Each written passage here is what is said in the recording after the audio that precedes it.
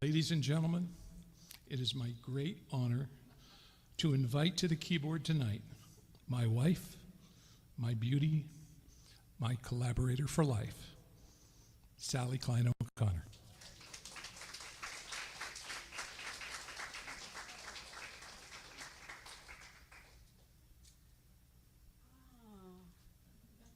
Gotta love that story.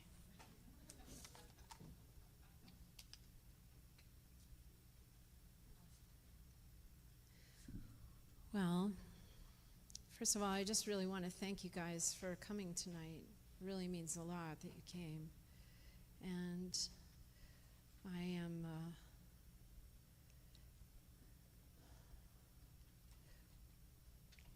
going to share some of our songs. And the first song that I'm going to share, as I share, I have asked Dusty Rose, our oldest, do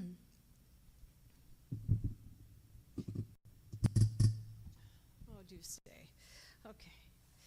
I've asked Dusty Rose to come and get these lovely roses here.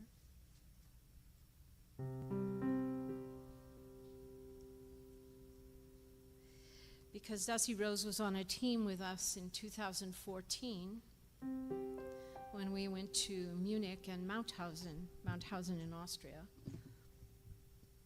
And I wanted to ask Dusty to hand out these roses to you, to each of you. And I want to encourage you to receive the rose as a gift from the Lord, as a gift of His love, as a token of His extravagant love.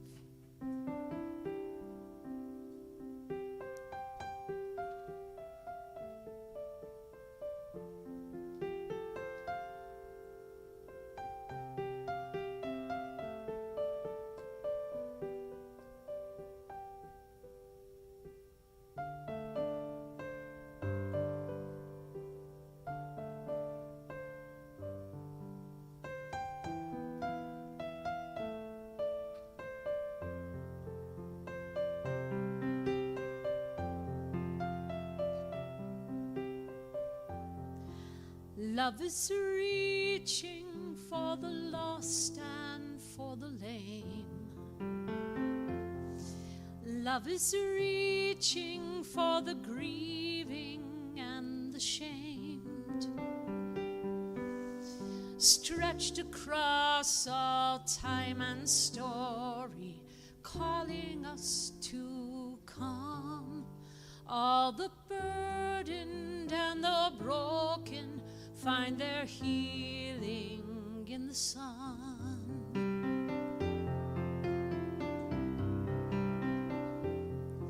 Love is reaching for the blind who say they see.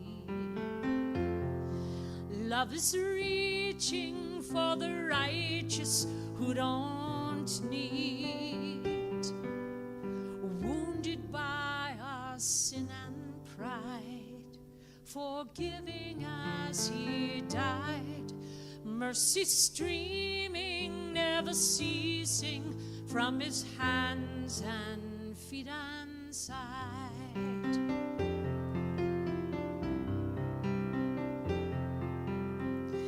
Every soul seeking will find life from the dead, joy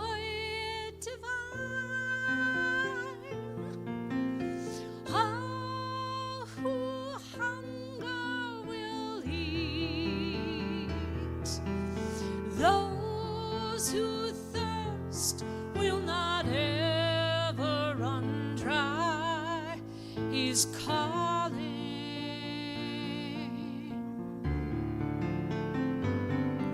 Love is reaching for the outcast and the king. Love is reaching for the heart that cannot sing, holding out His arms to those who struggle to believe. He's the mercy of the Father, come to set his children free.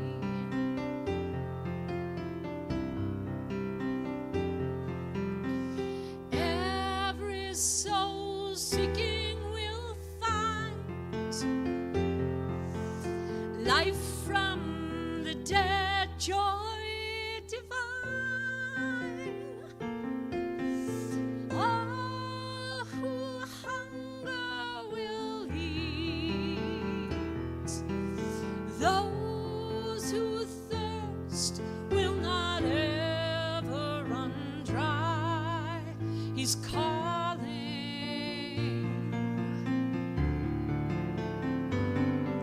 Love is reaching for the lost and for the lame.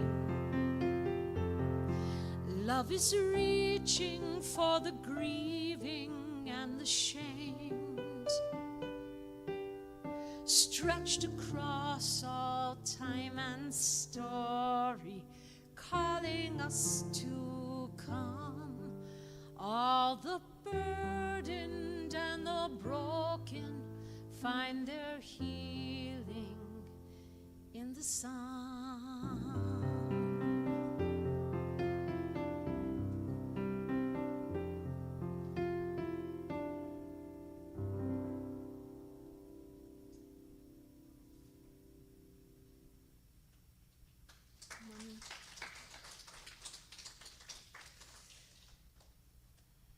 So a lot of the songs that Michael, can you all hear me okay?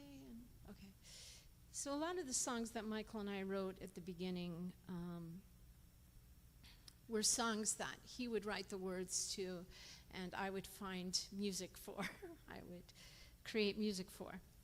And a lot of them were story songs, and this next song is no different. And it took like a year for Mike to write the lyric to it. We were at a Bible study, and this woman, she's a Jewish believer also, her name was Solika, and she started talking about God kind of in an ecstatic way, and she said, he's so worthy of praise. He's deserving of our worship and adoration. He's God Almighty. He's the author of life. And Mike has a really weird brain. I mean, if you knew him better, you'd know, But, I mean, the story kind of gives you an idea, his story. He has a strange brain. And so, anyway, a little light bulb went off in his brain. And he had the idea, what would happen if God did a book signing for the Bible?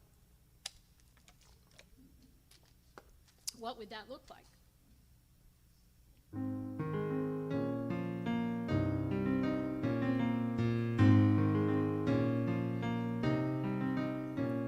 It was one of those quite unspectacular days that sneak up and catch you off guard. The kind that you usually let slip away like leaves blowing out of the yard. I was taking my usual brisk morning walk through fog you could cut with a knife. Caught a sign in the window of the local bookstore. It said, "Come meet the author of life. Come meet the author of life. Come bring your husband, your children, your wife. You've read the book, now see the lights. Come meet the author of life." I tried to imagine the reason he'd come. It must be some publisher's hoax. I don't think God needed the royalties paid from the huge Bible sales he could coax. What would I say to my Lord face to face? This was crazy and hard not to laugh. Would I kneel down and kiss the hem of his robe, or ask for his autograph? Come meet the author of life. Come bring your husband, your children, your wife. You've read the book, now see the light. Come meet the author of life. But the days slipped away like so many days do. The hours raced by in a blur. I did laundry and banking, and right after school became the kids' private chauffeur. I finally got home, collapsed on the couch, felt a calm that seemed misplaced and odd. Just then I remembered my date with the king. How could I have forgotten my God? At a minute to 9, I was all out of breath. The clerk was just locking the door. Well, he must have heard my heart drop to the street, for he kindly reopened the store. I said, must have been done near a madhouse today. Big crowds and long lines are the worst. He said, we haven't had many people drop by. Actually, you are the first. Come meet the author of life. Come bring your husband, your children, your wife. You've read the book, now see the light.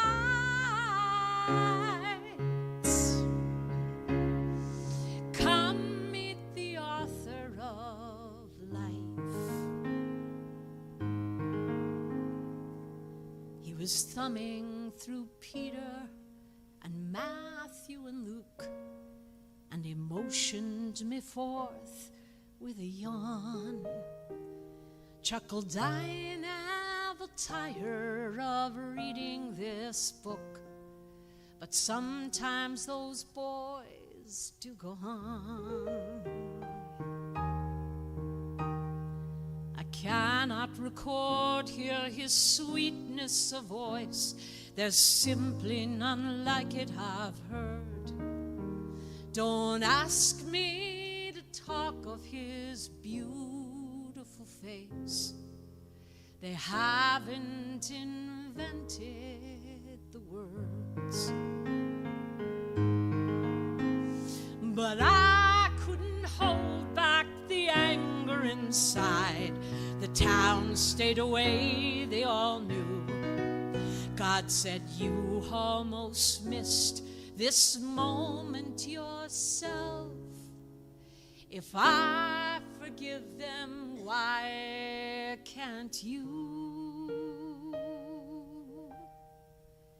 Then he opened his arms and he said, oh, my child, you think no one's paid me my due, but nobody stood up your Savior and Lord. I came here today to meet you. Come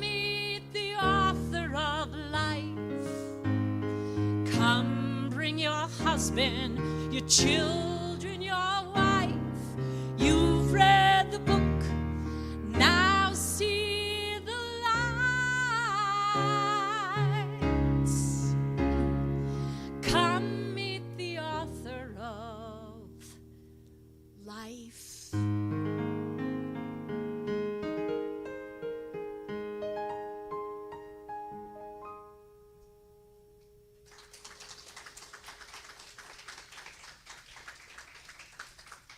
Amen. Amen. So I wanted to share a little bit about myself. I grew up in Los Angeles. Michael grew up in Sacramento. Yeah. And I grew up in a Jewish part of the neighborhood in Los Angeles, in the Fairfax district, the first few years of my life. And it was actually a very sweet time. Everybody knew everybody. Everybody knew everybody's business. It was interesting. But before I had a chance to make friends, well, actually, we moved when I was 8. And when we moved, before I had a chance to make friends, I have shared this story a bit. So, but like I said, something happened in my life that really changed the course of my life. I was actually pretty sociable when we were living in Fairfax. But, you know, it's interesting. You can, you know, it was a very familiar kind of neighborhood. I mean, we did things together sometimes as a community. My mom put on summertime plays, fairy tale plays, and we all had a part. There were things that kind of knit us together. But we moved when I was 8 to a very different neighborhood. And before I had a chance to make friends, this thing happened in my life that really changed the course of my life in many respects. And I was walking down a street, and a man had his dog out, and I asked to pet the dog, and in a moment, the dog ripped open my face. And it took 100 stitches to sew my face back together, and it took a month before I could go back to school. And at that point, I was given a new name, and I was called Scarface. And the business of being called a name, you know, we trivialize it, we minimize it, you know, but I think it's interesting that it's the language of creation, that God speaks, as we read in Genesis, and the world is created. You know, the animals exist, the plants and the trees, and the light and the dark, and all of that, and even us, you know, let us make man in our, you know, in our image. So we are governed by a God whose language for creation is words, and we're made in his image, and we use words so carelessly, without understanding what we do, what kind of damage we do with the words that we speak. And so when I was called Scarface, first, you know, at 8 years old, I looked in the mirror, and of course, it looked like some kind of truth to me, because there was a scar, very noticeable scar on my face, and I couldn't make it go away, and so they were only saying what they saw. So on a very basic level, I kind of accepted it as a truth, you know, and after a while, I conformed to that truth, which was not a truth at all. But I conformed to it, and I believed it, and I became it, and I acted as such. And I made choices as I grew into adulthood that damaged me even more than those kids saying that name and the bullies that used that name, you know. And so I was a loner, and I didn't do people. I mean, I only did people very, you know, very carefully, you know, and I mean, people were, you know, people had power to hurt you. So, you know, I got very good at being ugly, because ugly is part of being Scarface. I spoke it, I dressed it, I was ugly in so many ways. And I didn't see myself as having any value, because, you know, what value does a Scarface have? And even when the name retreated from my consciousness, You know, I didn't think about the name anymore. My behavior was all about the name. And the things that I did. I did throw shoes at Michael, because when Michael and I started dating, he had a name for me, and I couldn't stand it. It was like, you're out of your mind, you know. And I wouldn't take somebody's, I wouldn't be patronized, and I wouldn't be treated, unrealistically. And so Michael's name for me was Beauty. And I would throw shoes at him, and I would cuss him out. This was pre-Jesus, But I would, because I wasn't going to accept something that wasn't true. And to me, and in my mind, it wasn't true. What I saw was what was the truth. And that was what I accepted. And when I came to the Lord, I was 27, and I came with all of this thinking, and it took years. And if I'm really being honest, it's a process that still goes on to this day. It took years because it was so deeply engraved in me. And so when Mike and I, by the grace of God, began a ministry together, we began writing songs together for God. He wrote a song, a lyric, that was out of the way that he saw me. And in that lyric, I saw that also God saw me this way. That God used Michael to help me begin to realize that what I saw was not true, and I couldn't find the truth in myself. But that sometimes people have to come alongside you, in the Lord, and help you see what you don't have the ability to see in yourself,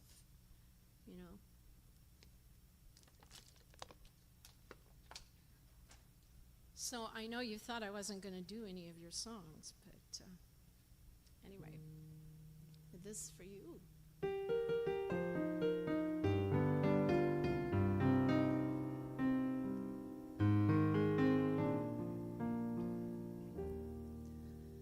Nobody ever told you you're beautiful.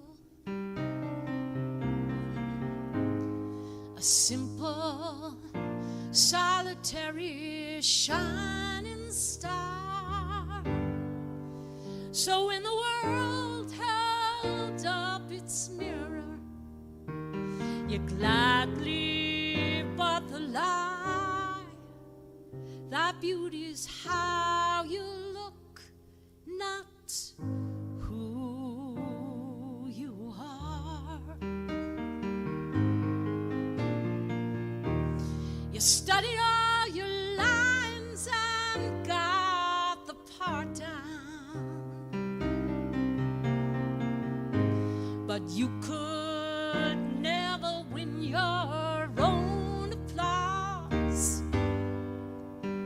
Hey, don't you know by now you're a diamond in my sight, and my love will see you through the flaws. When the world has you believing all its superficial lies, let me be your eyes. In your heart the scars run tough and tender from all the inner battles you've been through. So when you look to your reflection and it's hard for you to see, then baby, count on me to look for you. When the world has you believing all its superficial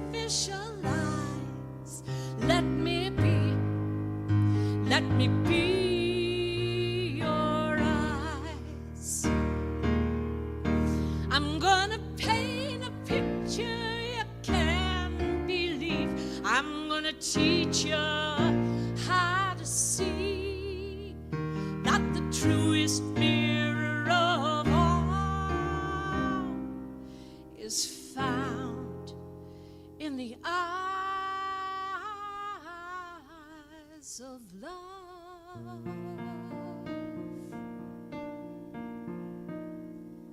So when the world has you believing all its superficial lies, let me be your eyes. Let me be your eyes. Oh, let me be your eyes.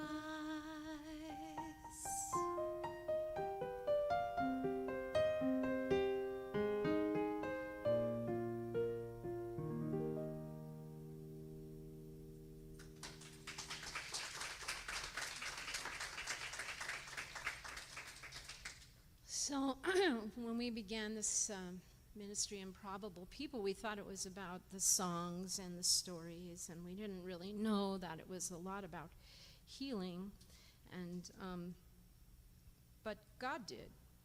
And actually, a long time ago when I sang that song, a woman came up to me when I was holding Dusty. She was like 6 months old at the time. And this woman came up to me after the concert, and it was like one of the first concerts. And she was really angry. And she had walked out of the room during the song and then come back in. And she hated everything I said about the song and about my scar and everything. And she came up to me, and she was really beautiful. And that was all I really noticed, that she was really beautiful. And she proceeded to tell me that she had lost her entire face somehow in hitting a cement wall. I don't even know how it happened, but her entire face was completely destroyed, and they had to rebuild her face through plastic surgery, you know. And so here's this woman, and she's really beautiful, and she's telling me this, and she's really angry. And she said, because I look in the mirror and it's not my face. And so what a disconnect, you know, to look in the mirror and see, you know, it's beautiful, but it's not my face, and not be able to get your face back, you know. So anyway, she came to a concert years and years later, and God had done so much healing in her life and in her heart, you know. It was an awesome thing. And she just came up, you know, I didn't even know she was coming to the concert, and she came up and just talked to me, and, you know, it was really sweet. That was really sweet. But anyway, we were very ignorant when we began. We didn't know what we were doing, you know. And so we called our ministry Improbable People after a song that Michael had written the words to. And we think of it as our theme song. And the thing is that our pastor had talked about how God uses improbable people for impossible tasks. And I want to share this tonight because it's, you know, Michael and I are as, how do I say this politely, we're as messed up as anybody, you know, and God keeps working anyway, you know, and so much of it has been about obedience. Do it anyway. You think that this is crazy, what I'm calling you to, or you think that you can't do this, but it's not even about you. It's about what I'm going to do through you, if you're willing, you know? And it's like we get so caught up in our inadequacies and our brokenness and the impossibility of the situation, you know? And I know, like, from my team members already, there are people saying to them, if you go to Israel, you'll die. And I mean, I'm like, oh, thank you so much. You know, encouraging my team, that's wonderful, you know. You know, I mean, but people saying things because they say all kinds of things. We all do, you know. We use words rather glibly at times, But the issue for me is obedience. You go anyway. You go even if you don't think you have a prayer, or you don't think it makes any sense, or you can't understand why God might be calling you to do it. If you hear his voice and he says go, then go.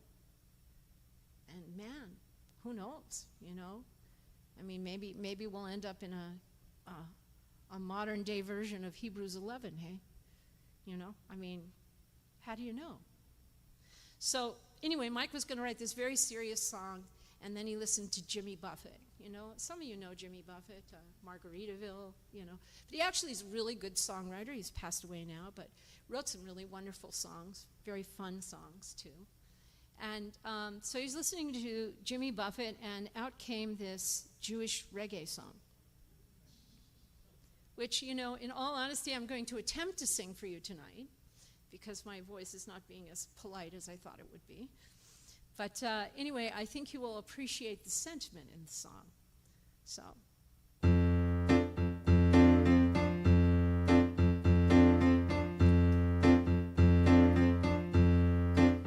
It was a hot and bush was burning day when God said, Moses, look my way, you got to travel home and tell Pharaoh, let my people go.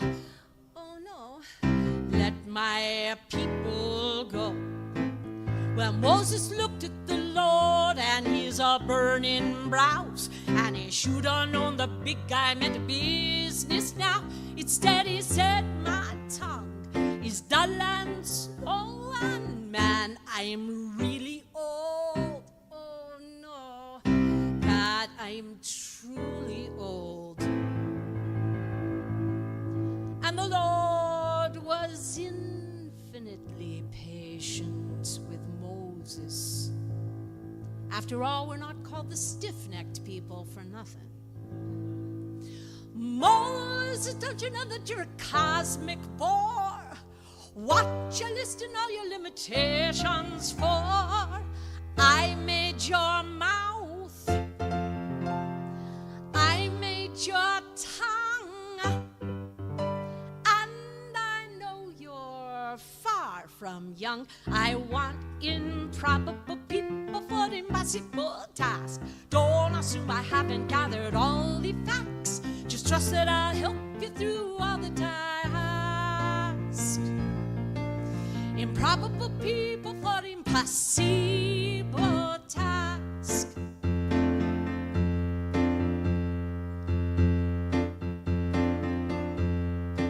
She was a couple of years shy of the century mark, and Sarah never ever even seen a stork.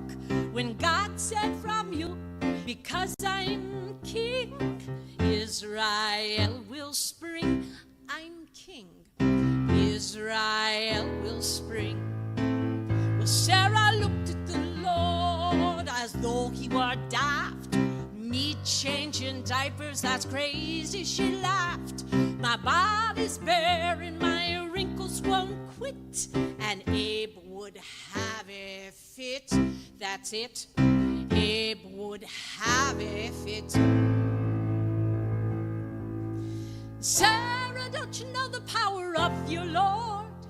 What you listing all your limitations for? I know you're begetting. Days are through, and that's why I picked you. I want improbable people for the impossible task. Don't assume I haven't gathered all the facts. Just trust that I'll help you through all the tasks. Improbable people for the impossible task.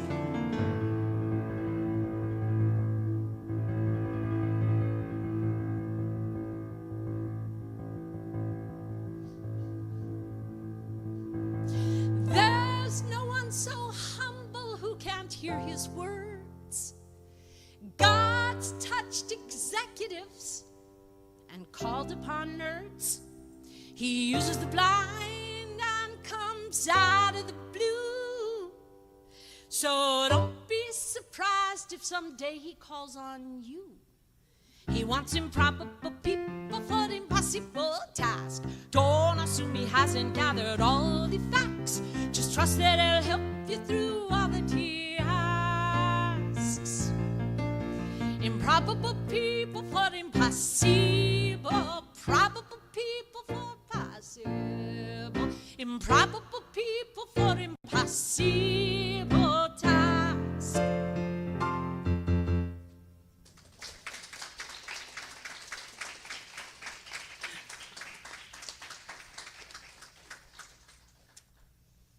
So, yeah, haven't done that song in a little while.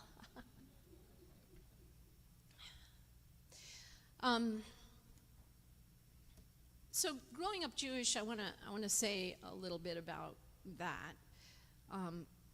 When I was growing up, in my family, I can't speak for everybody, but it is somewhat a common experience. There was no forgiveness. We didn't do forgiveness. Forgiveness was a foreign concept in my family. If Zelda got mad at Sadie because Sadie did something that was offensive to Zelda, then Zelda was not going to talk to Sadie, period. And anybody who sided with Zelda was not going to talk to Sadie, period. And then Sadie was going to be offended that Zelda was not talking to her, and she was not going to talk to Zelda either, or the people who were with Zelda, and period. And all the people that liked Sadie would not like Zelda anymore. So it was a very beautiful thing in my family, because we just didn't do forgiveness, you know. I mean, sorry was kind of a little out there, but, you know, sometimes sorry was happening. But forgiveness was never happening. You know, it was not really spoken. It was never said. It was just not there. And so when it came to the Lord and the idea of forgiveness, you know, I mean, we're very big justice people. You know, whatever we thought justice looked like, you know, if Zelda felt that she was justified in her response, well, you know, that was it for Sadie. She's not going to hear from Zelda, you know, I mean, that's it. You know, and the same for Sadie. So forgiveness was, what do I say, a novel concept. And it was it felt like kind of a wimpy one too. You know, what does forgiveness have to do in anything? But then, you know, I came to the Lord and I understood that he forgave my sins. I didn't really understand what my sins were exactly. I stole potato chips when I was 5 from the nickel and dime in the Fairfax district, you know, so I was sorry for that. I didn't really completely get what sin was at the time I asked the Lord into my life, because there was a lot to it, you know. And even though every Yom Kippur we would, you know, in my father's mother's Orthodox synagogue, you know, they would say the Al Chet, a series of, you know, repentant prayers. It was just words. I didn't understand what the words were even about. I was too young at the time, and it didn't seem to affect anybody's behavior that I could tell. So, but anyway, soon after I came to the Lord, I felt like God began to work on my heart about what forgiveness is. And he began to work on my heart about it with my father. And I tell this story because I think this really was the seed for a tour of roses in general. Didn't know it then, you know. Could never have guessed that it would lead to this place. But my father had a problem with rage, and he would stay home on Sundays. He was a small businessman. He had his own flower shop. So I grew up with roses. I grew up cleaning the roses. I grew up with cut flowers in my life. And I still remember being the delivery person in Manhattan for a flower shop there. But my dad would stay home on Sundays, and my brother and I, my little brother, we would inevitably upset him, frustrate him, and he would lose his temper.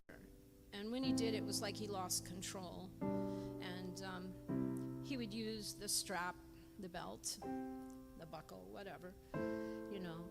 And in my neighborhood, the kids referred to him as a monster. They wouldn't come to our house on Sundays because my dad was there. And growing up, you know, I stopped seeing my father as a human being even. I just saw him as a list of wrongs, things that he did to me and to Mom and to my brother. And I hated him. I hated him quite a lot. And the way that I expressed my hatred was to get in arguments with him all the time. Every time we had a conversation, I was very good at it. And it was my way of getting my pound of flesh from my father back. And I don't know that my father ever realized why I was so argumentative. But one day, you know, we have a lot of those one days in our lives. You know, so one day, my dad is over at the house, and he and my mom are no longer really together, but they're reasonably amicable. And he comes over, and we're talking, and all of that, and pretty soon I can see the argument coming on the horizon, and I'm very happy. I'm like, if I were a cartoon character, I'd be licking my chops, you know. And I suddenly realize, you know, oh, this really creates, you know, kind of a joy in me to fight with my father, you know. And in that moment, I felt like almost this other voice spoke in my heart. And it was like, is that what your faith is about? And I knew enough that that was not what my faith was supposed to be about, you know. So I excused myself from my father, and I walked into this other room in the house, and there God did this really beautiful thing for me. He helped me see my father's humanity. And I like to say that he showed me the man in the monster. And I really, truly believe that that's what we're supposed to be about, those of us who are believers. We're supposed to be able to see the man who is trapped in the monster. And so as the Lord showed me this, you know, he invited me to love the man. And you know, my father had never said those words to me in my years of growing up in the house. He'd never said, I love you. And so I said to my father, you know, I love you. And I'm here to say it totally changed everything. It really did. I'm not saying that my father just, you know, went, yes to Jesus, you know. No. My father was raised in Boston, and they called him and his buddies Christ killer. And it took 9 years, and my dad saw the love of God. And he asked the Lord into his life.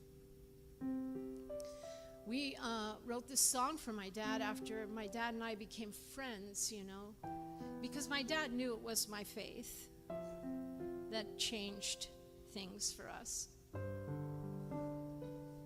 And so I want to invite you, as I'm singing this song, maybe there's somebody that you love who doesn't know the Lord, and you want to be praying for them tonight. You know, that they'd sit at that table, you know, the table at the end of time. You know, looks like a Passover feast, really. To me it does, anyway, you know, anyway. But Maybe there's somebody you don't like. Okay. And you wish they were not in your life. And they're in your life. And God is inviting you to see them with his heart and with his eyes and to love them. And that doesn't mean you throw out boundaries, by the way. Okay? I don't want to pass that by. But it does mean our hearts change and that we see with his perspective. His heart is that none would perish, and that we would pray that God would touch every heart. Maybe there's somebody you hate who did something terrible to you, which is totally unforgivable except by the grace of God and the ability to release them to God and to forgive them, you know.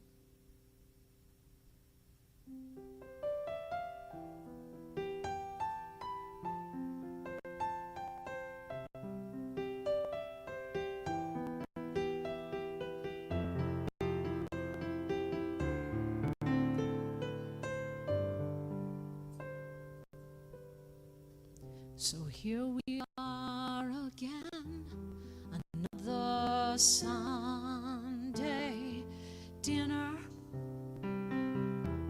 I bought the best roses that I could find,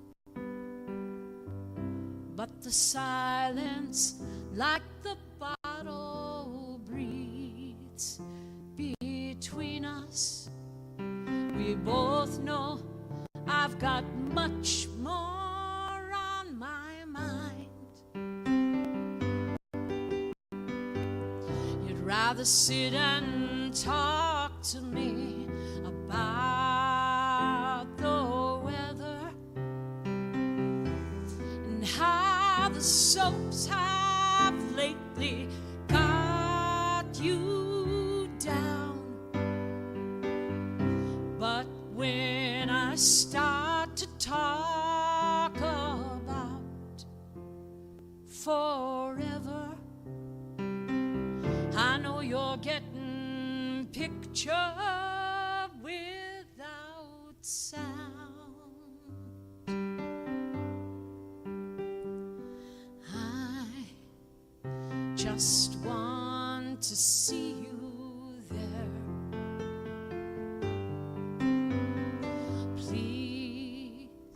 Don't ask me not to care. I don't want to sit at his table next to an empty chair.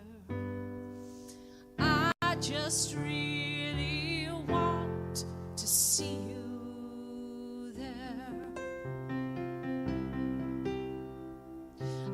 That you don't really think I'm blind or crazy, though sometimes I believe that I must be. What kind of lunatic throws out all reason and gives her life to someone she can't see? I wish I had more faith so I could just let go, or short of that composure to pretend. But I think the time is short. Scared. I need to know we'll meet again. I just want to see you there.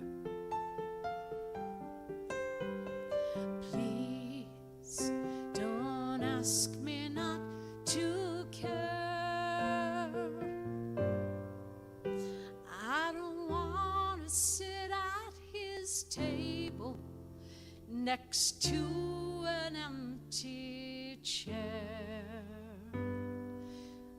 I just really want to see you there.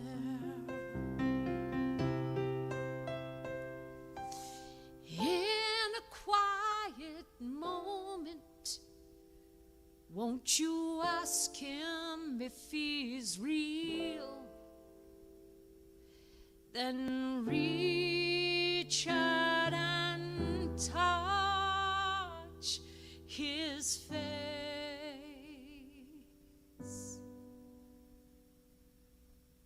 I just want to see you there. Please don't ask me not to care. I don't want to sit at his table next to an empty chair.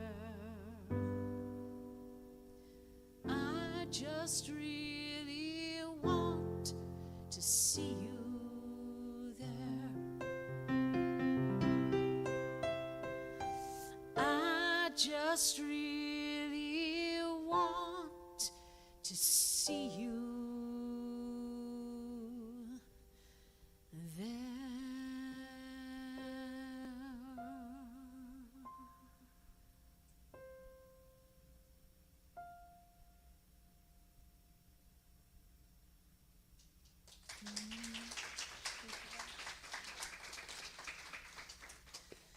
Dusty, or no, Shannon, would you get me a book, one of the books?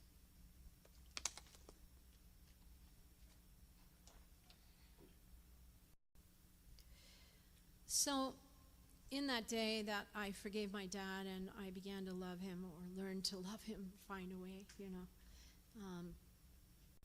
we became friends, and there was a seed planted in Dad's heart that led to him receiving the Lord. And it was really interesting to me because it was so not religious for my father. It was very much relational. And to hear my father, who used the name Jesus and Christ, as swear words all my growing up years, say the name of Jesus in an entirely different way was, I don't know, as mind-blowing to me as myself coming to faith. And for him to pray for my girls, our girls, it was huge to me. But I didn't realize that he really planted a seed in my heart, the power of forgiveness, just the business of releasing somebody from your grip and giving them over to God. And asking God for the grace to love instead of hate. To see them through his eyes, to see that man in the monster and all of that. So, we went along in this ministry, like I said, telling stories and singing songs and writing songs and doing albums and all of that. And it was always miraculous how we survived, because God would make a way. And then one day, I think if I ever write another book about the ministry or something like that, I'll call it One Day. Then one day, I was in this church of a friend who is the pastor. He's chairman of our board. And this woman, also a Jewish believer, she was going to go to Germany and minister in Germany because these young Germans had come to the States, and she had ministered to them when they came to the States, and they were very touched by her ministry, and they invited her to come to Germany, and she had agreed to go. And but she was having a problem with these 20-something-year-old Germans, young Germans, because she felt like God really wanted her to to visit one of the concentration camps while she was in Germany. And they were very offended. They were resentful. They said things like, when is this going to be over? And why isn't it over? And she was relating this to me. She was kind of venting, some of it to me. And I got angry, and I felt like I needed to pray for her, and I told her, I said, you're going into enemy territory. And I put my hand on her and I began to pray for her. And I'd like to say I was full of something, not exactly the Holy Spirit, I was full of something though. And so I'm praying for her, and as I'm praying for her, I hear this like whisper in my heart, and it's kind of like this question in my heart, and it's like, what do you think happened to the Germans after the war? And I'm not into history a whole lot, probably just enough to get in trouble, maybe. And the question provoked me.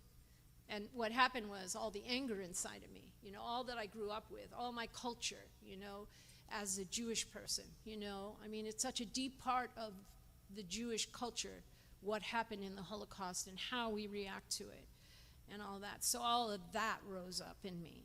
And it was like, who cares, Who cares what happened to the Germans, I didn't even think a guy like Jürgen existed, they were all, going to do it to us again, was my understanding growing up, or they were all deniers, I couldn't imagine somebody like Jürgen,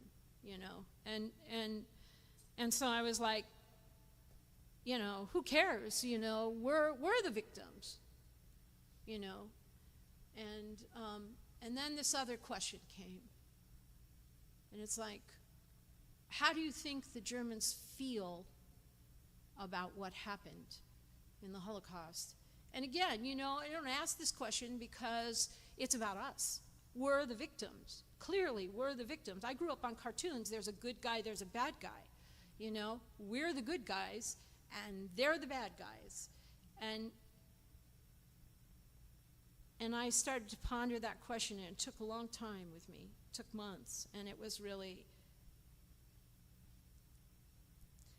So I went to Germany in 2007, and I'm just going to read you, actually it's the first chapter, it's one page, front and back. But this says it better for me than anything else I could really say. Kadosh. Just the whisper of his voice shivered my soul. The wind curled the last of it away over the tops of what remained of the worn and beaten barracks of Birkenau. Here men and women sweated and stunk, slept and starved together, crying out to their Creator to deliver them. How can this place, of all places, be Kadosh? These grounds are incontrovertible evidence evil exists. How can this place be holy? Kadosh. I heard the rush of sound again, rustling the last autumn leaves on the slim trees near the ruins of the crematoriums. But as I looked into the thick water of the little pools nearby, all I could think was, ashes, ashes, we all fall down. Inside the exhibit, there were names and faces, pictures from some other era when people who were marched into this place had laughed, sung, and loved together, married and raised families. Hope was not yet a four-letter word, but a natural fruit of faith, faith in the one true God. I am. How can you be in this place? I am, I was, and I will be. I had not expected this. Tears, anger, fear. There were so many things I thought about as I planned this trip, but I never considered God was here. It was October 2007, and on the grounds where I stood, almost 1 million Jewish people had been exterminated. As I looked out through the gate, I noticed a group of houses staring back at me. Maybe 2 city blocks away, they sat on their cold foundations, facing me without pity. I looked at them amazed. windows, curtains, and colors. How could anyone live so close to such a place as Birkenau? Why would anyone choose to raise a family next to a killing field? My friend Evie Hall and I had seen Bergen-Belsen a couple of days before. It was wild and strangely beautiful. Little pink flowers spread their petals between large stone markers numbering the bodies buried there. I wrote in my journal, "The forest keeps its own secrets. How old are the trees? Did the blood of victims water some of their roots? The land gives no hint, no evidence, no witness. It grows and flourishes according to God's design, regardless of human history. It is seemingly indifferent to what took place." In Bergen-Belsen, as in Auschwitz-Birkenau, it seemed unjust that any life could flourish in the same soil which received the blood of so many. Places like these should be sentenced to barrenness forever, the very soil rendered incapable of giving the least nourishment for even the basest life. Why should anything green grow in any place where innocence was murdered? It was almost as if the evidence of what happened might be swallowed up in the remorseless flowers and trees that flourished in such places, as if it might be erased entirely if we weren't careful. My heart railed against God. Why doesn't this look like Sodom and Gomorrah? Why should there be any kind of beauty at all in a place like this? The answer came without apology. I am a redeemer. How about you? I am about life. How about you?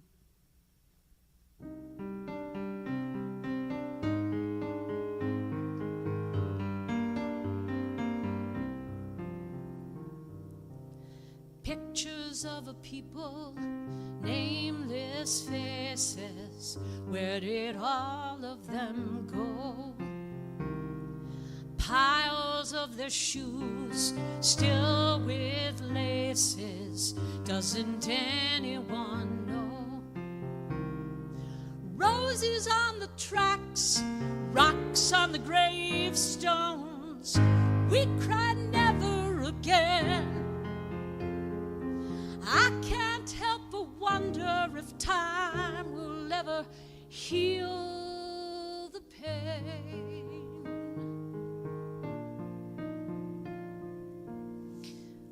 Love is walking, love is calling, flowers leaning to his wake,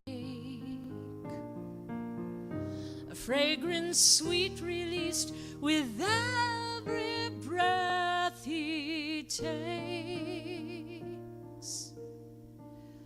Love is walking, love is calling through these fields of hate, where tears and ashes still mix and touch and wait.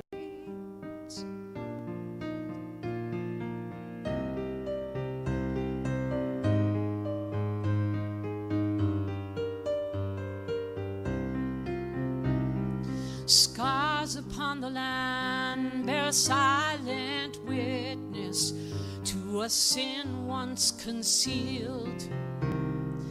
Can there be redemption in this generation for a wound that won't heal?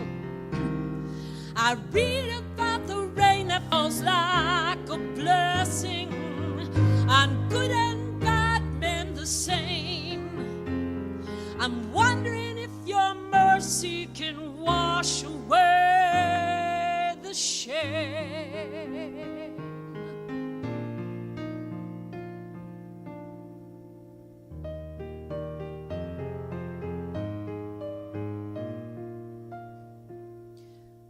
Love is walking, love is calling to hearts still broken loss. There's a healing found only in the cross.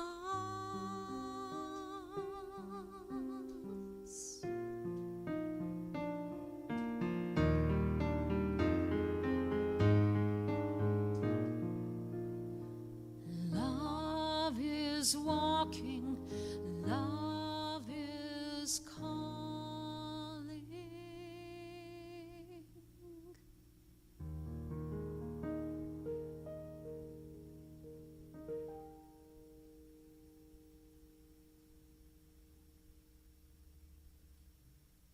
I went to Germany in 2007 with a friend, like I said, and the Lord really met me there, and he really spoke to my heart, and he kept turning my understanding around. It was really crazy. It was like, okay, culture versus kingdom. You know, which one are you going to follow? And, you know, I've experienced quite a lot of resistance at different times about this, but it was very clear to me that God wants to heal, wants to redeem. Not that we would forget, but the sting of death would be taken, and that we could remember in a way that would redeem and heal and not continue to alienate and divide and separate. So I went to Germany, and I went again in 2008 because I couldn't believe what was going on, and I felt like he was doing something, you know, that was so different in my life. And then we began this project, A Tour of Roses, in 2009. And the first place we took the roses to was actually the little town of Auschwinz, it's called. And right at the city gates is Auschwitz, and then 3.5 kilometers is Auschwitz-Birkenau, which was really the final solution. And we took roses to the people in the town, and every rose had a card on it that talked about the love of God. We didn't ignore that people were killed, and it was important because the first line of the card was red for the blood of the people who died. And you have that card on your table, only it's in Hebrew and Arabic as well as English. Because, you know, I don't believe in being Pollyanna about this, you know, red for the people who died. Actually, the first time we did the card, it actually said, red for the blood of the people who were killed. And then we decided that we would leave it with died. And then red for the Savior's blood, which was shed for all. And then red for his perfect love, which removes all fear, because fear is the root of all prejudice and hatred, and because we don't understand each other, you know. Red for his perfect love, which removes all fear, making it possible to love one another.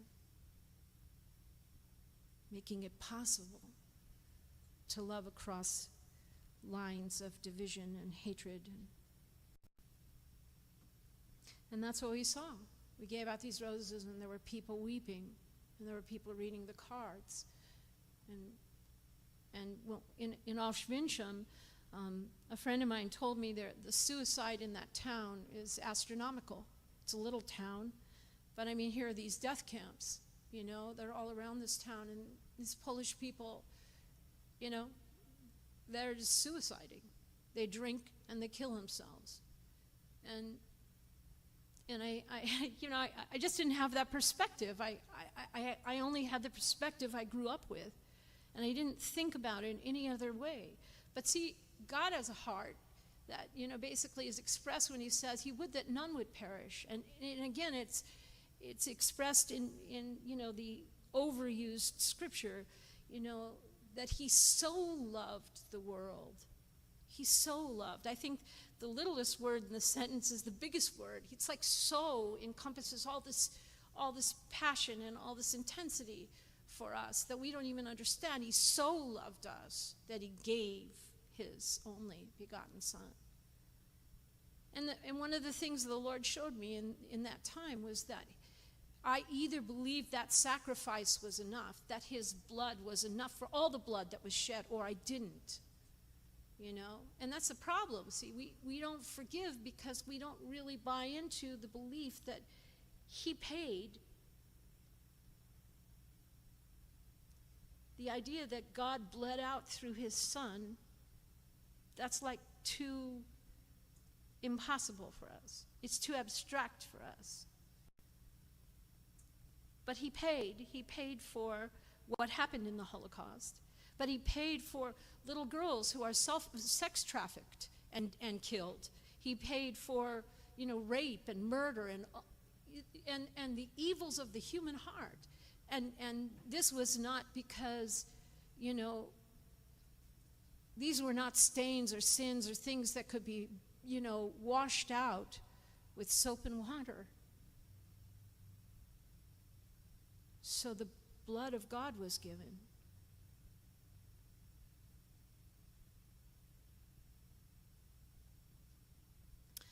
So we gave out roses in the towns of Auschwitz and then in Dachau and then in Bergen, and people were like overwhelmed. And then we went into the camps and we worshiped and we prayed for the healing of the land and the healing of the people and the healing of those families that lost people, whose people, you know, were killed. And we went on from there, you know, to go to Nuremberg and Berlin and Warsaw and Krakow and other death camps, Ravensbrück, Sobibor, Chełmno, Treblinka, all of these places, you know, the Lord just kept opening up doors and making a way and touching hearts. And I remember doing a concert in a Franciscan monastery in Krakow. It was crazy. And I remember doing a concert in a Catholic church after the Mass, you know. So the Lord opened all these doors. And then he eventually opened a door to Israel. Actually, he began to speak to me about Israel, but he didn't speak to me about the Israelis. He began to speak to me first about the Palestinians. And again, all my culture and all my understanding and everything about this was like in conflict with what I felt like he was saying to me, but that he was inviting me. He was inviting me to participate in something he was doing, and he is doing, even now, even so. And I didn't know how we would do this, and I had no idea how it could happen. And yet there were 17 of us on this team in 2016, and we gave out 7,500 long stem red roses to the Palestinians in the West Bank and in one of the refugee cities, Dahisha. And we saw people come to the Lord. And I think, you know, as much as I hope you will be willing to help support us in all of that, and I'll say something in a minute about that, but I hope you walk away letting God work in your heart.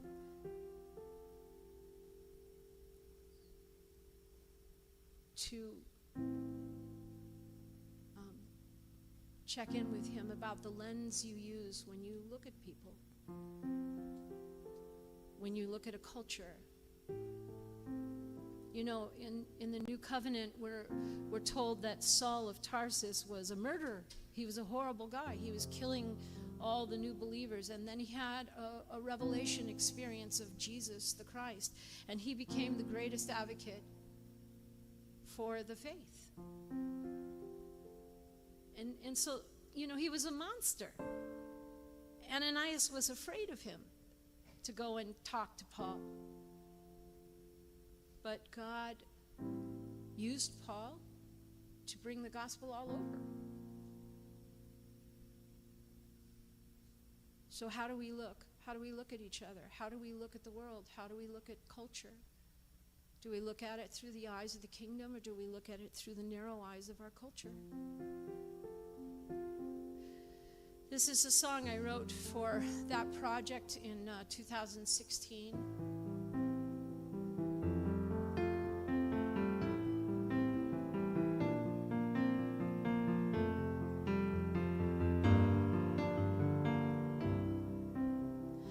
between the dead and dying, amid a war of words.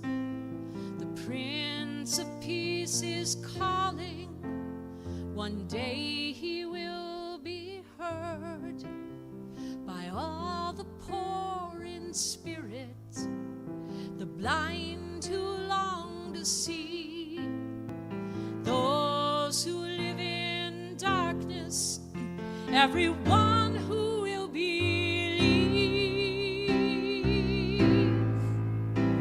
Yeshua HaMashiach, Adon HaKavod, desire of the nations, promised one of old, Moshiach HaOlam, he was pierced for our transgressions, his blood bought our peace, he became our peace. Sahar Shalom,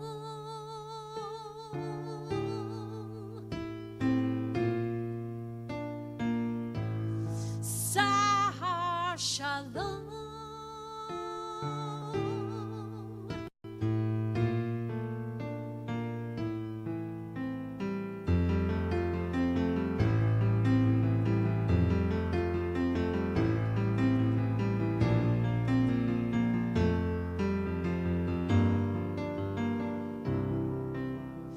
In the ruin and ashes of dreams left unfulfilled, the voice of God is sounding, stirring all who will rebuild.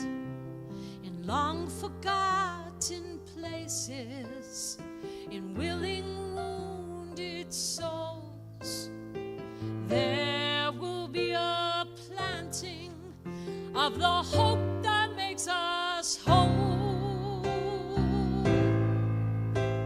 Yeshua HaMashiach, Adon HaKavod, desire of the nations, promised one of old, Moshiach HaOlam, he was pierced for our transgressions, his blood bought release, he became our peace. Sahar Shalom,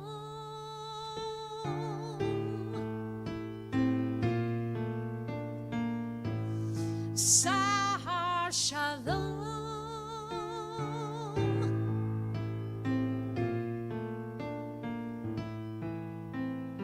You walk through the walls we raised up in our hurt and fear, opened eyes and ears, so we could finally see and hear the love that heals the broken heart of man.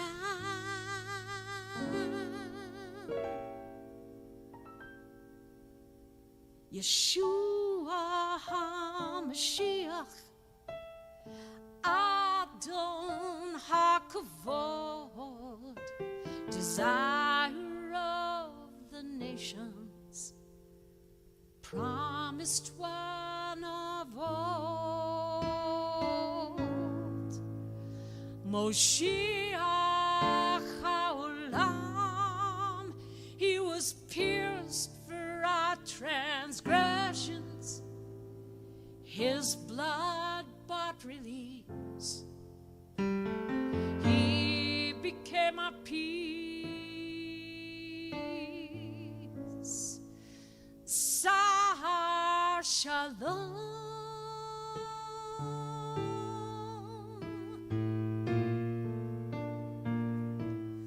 Sar Shalom.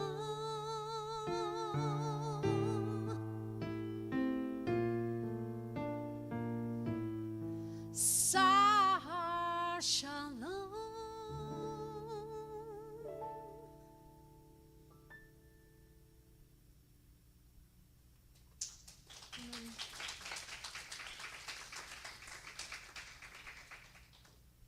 So, again, just want to really thank you guys for coming. And,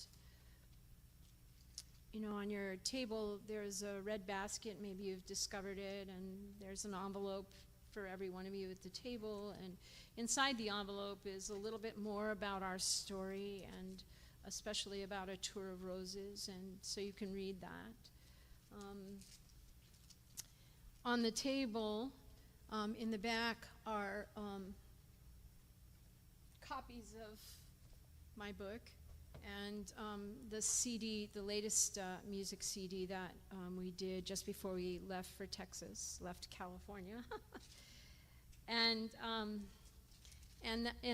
anything that you buy, you know, at the back of the table is going to go toward Tour of Roses.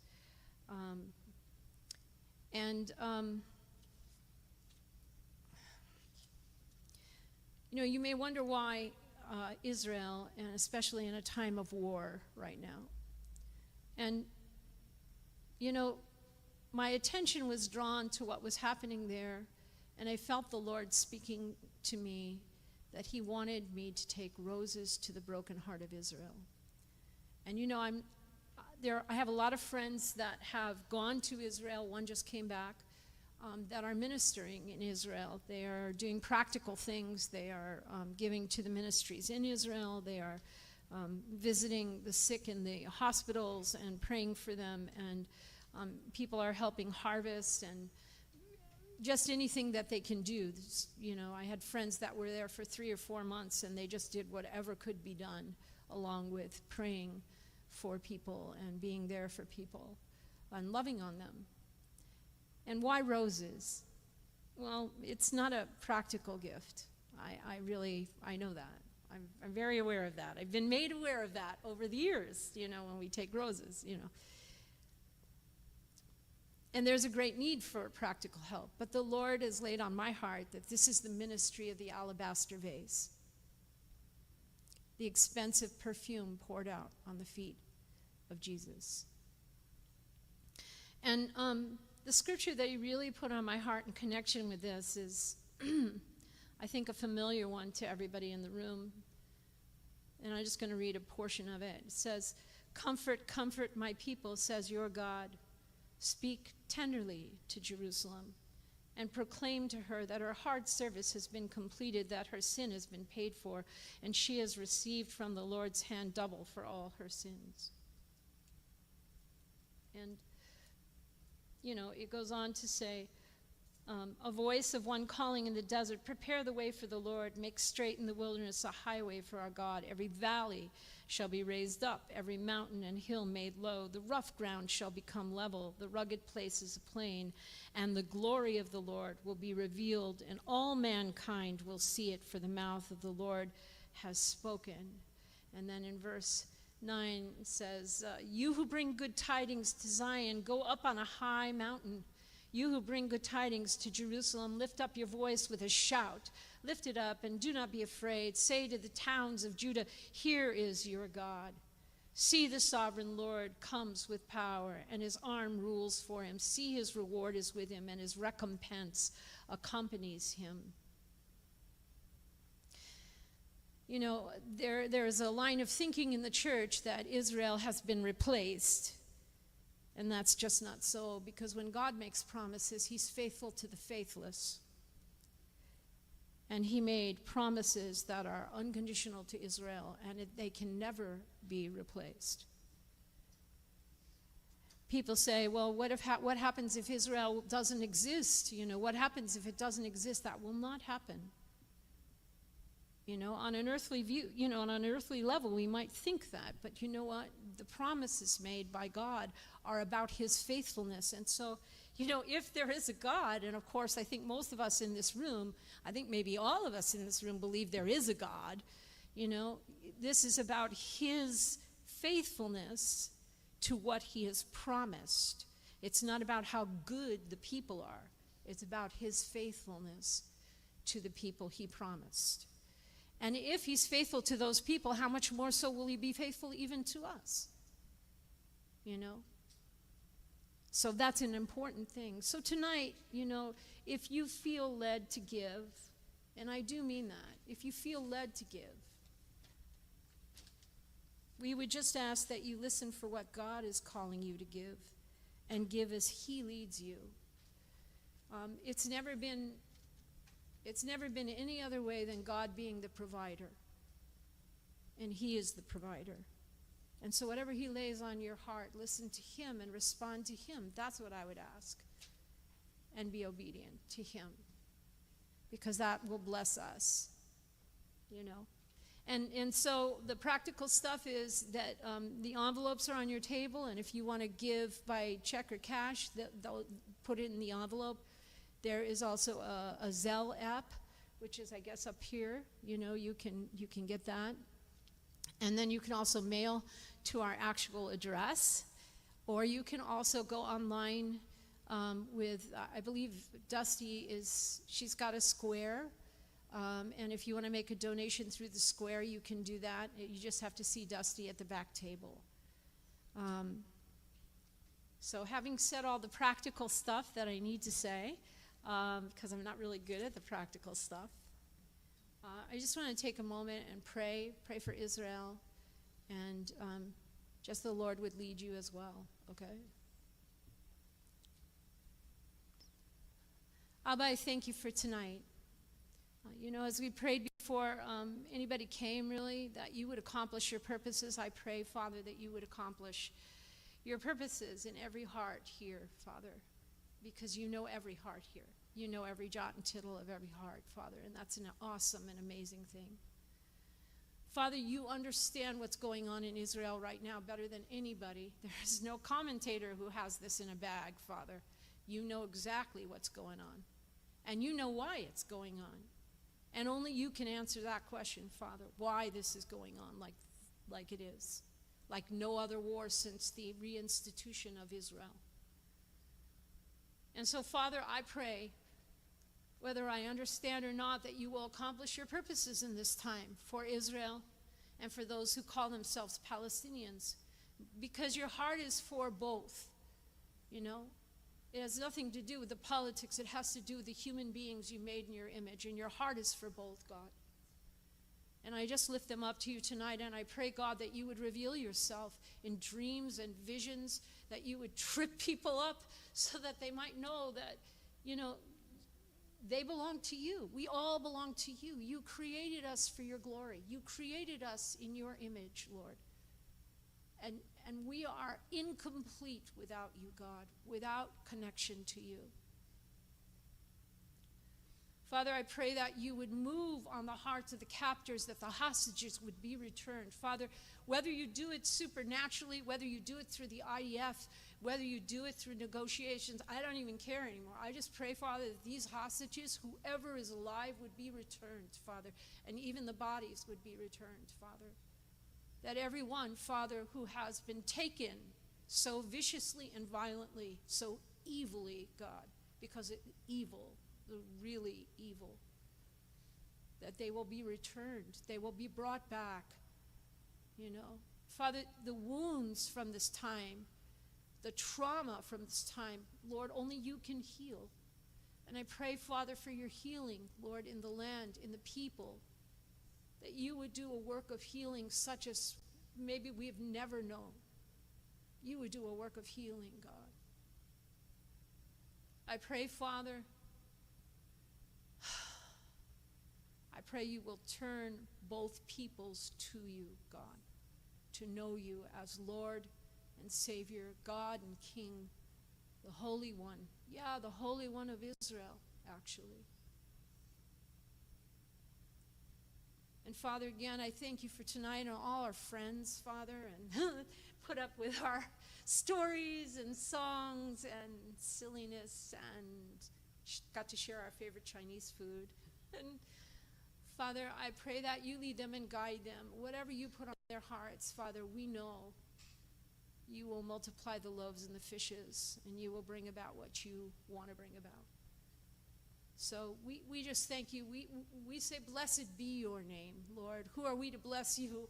What did it say? Blessed be your name, because you are God, the Lord Most High, deserving of praise and honor and glory now and forever. Va'ed. B'Shem Yeshua HaMashiach. Amen. As you're doing all the last things, I'm going to finish with a song of blessing. And then maybe Pastor Dan would be so kind as to excuse us or dismiss us or however that goes. You know.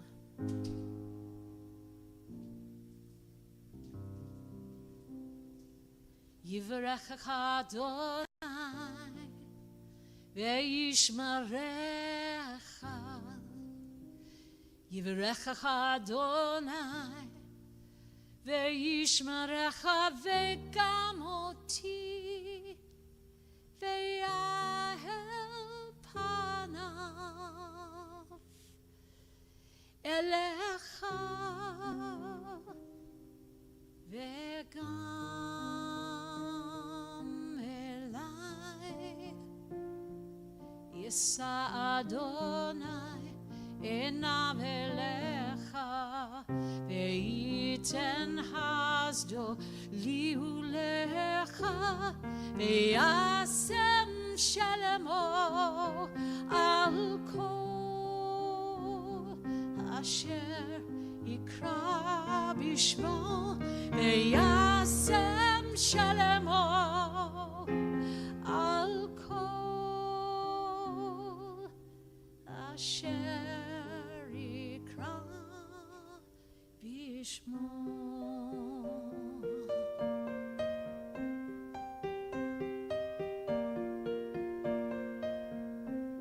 The Lord bless you and keep you. The Lord bless and keep you and me, and make his face to shine upon yours and mine. The Lord turn his eyes on you and be gracious to us both, and grant his peace to all who call on him, and grant his peace to all who call on him.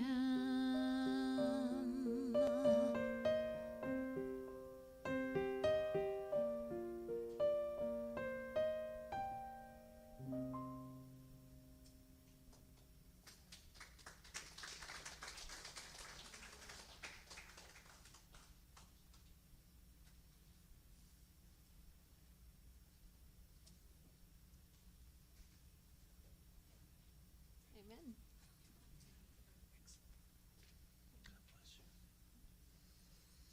Well, guys, thank you so much for being here tonight. Thank you for your support for Michael and Sally and their ministry. Move this way because I'm not in the camera. How far do I have to go? I'm in there. Okay, great. God bless you guys. It's been an honor and a privilege for us to host you tonight. I want to encourage you. Thank you first for your support for Michael and Sally and their ministry and the upcoming project.